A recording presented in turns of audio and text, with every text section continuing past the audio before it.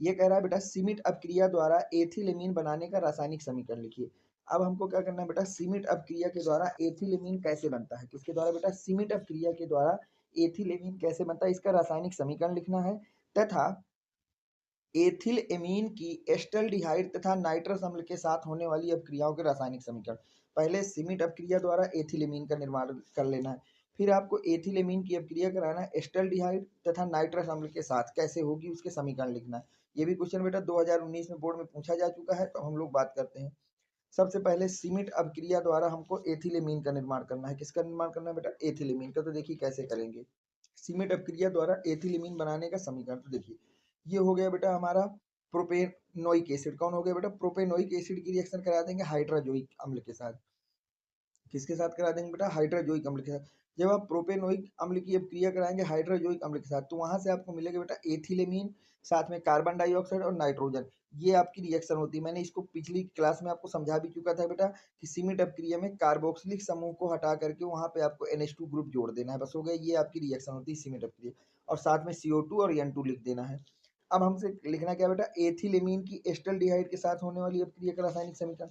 ये हमारा एथिलेमीन है, ये एस्टल्डिहाइड है। जब एस्टल्डिहाइड की रिएक्शन एथिलीमीन से होती है तो एमीन अपने दोनों H को निकाल देता है एल्डिहाइड के O के साथ, तो बन जाएगा बेटा वाटर।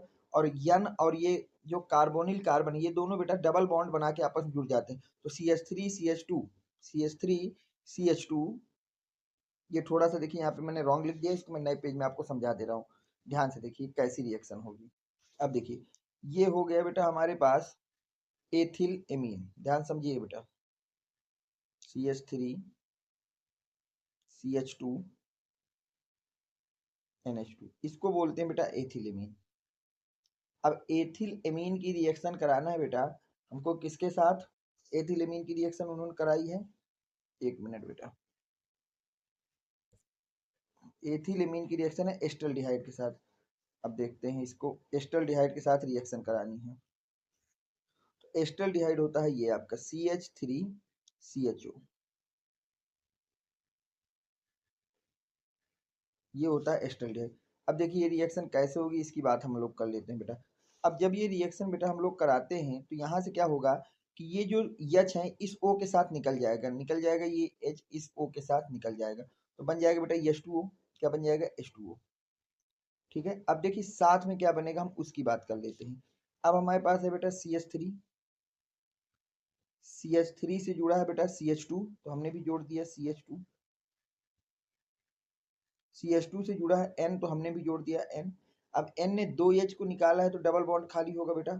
अब यहाँ से O निकला है तो डबल बॉन्ड खाली होगा, तो यहाँ पे लिख देंगे CH, और CH से कौन जुड़ा है बेटा, CH3। और जब भी कार्बन और नाइट्रोजन के बीच में डबल बॉन्ड बनेगा बेटा तो उस ग्रुप को आप बोलेंगे इमीन। क्या बोलेंगे बेटा, इमीन। याद रखना उस ग्रुप को हम लोग कहते हैं इमीन।